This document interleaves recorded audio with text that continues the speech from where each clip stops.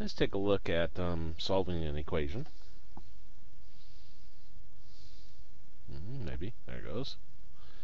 And we got 3x minus 1 is equal to 5. Now our first step is to get rid of parentheses. We don't have any. Second step is to get rid of fractions. Don't have any. Third step is to get everything with an x on one side, numbers on the other. So I'm going to take the negative 1 and move it to the right side. And it becomes a positive 1. We're going to combine numbers at any step. 5 plus 1 gives us 6. And our last step in solving a linear equation is to divide both sides by a number in front of your x. So we're going to divide both sides by 3.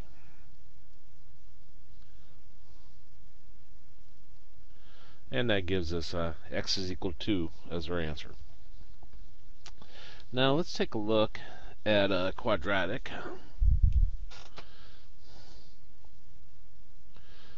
And get my pen to work.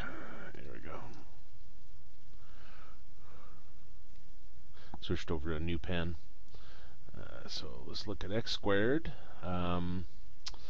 Let's see, minus 15x plus 50. And in this particular one, we're going to solve it. So I have it equal to 0. So we want to factor the left side. Well, this is a PSD method. We'll take the number at the end, which is 50.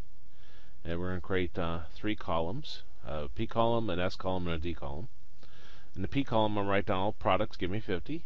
So I got 1 times 50, 2 times 25, 3, 4, 5 times 10. In the sum column, I'm going to add those together. 1 plus 50 is 51.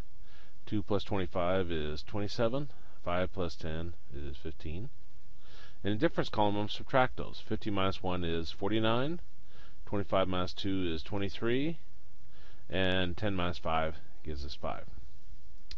Now the number we're looking for is a number in our middle term, which is 15, which is right here, which means we're going to use 5 and 10.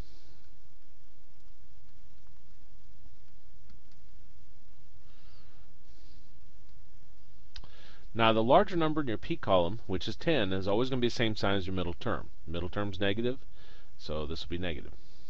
If the number you circled is in the S column, S for same signs, they're both positive or both negative.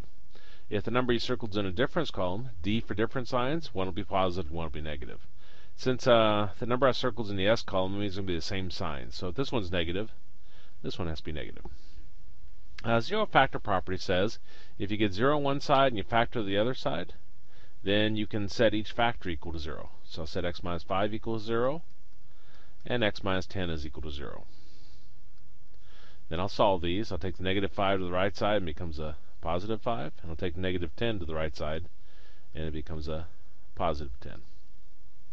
And that would be our answers.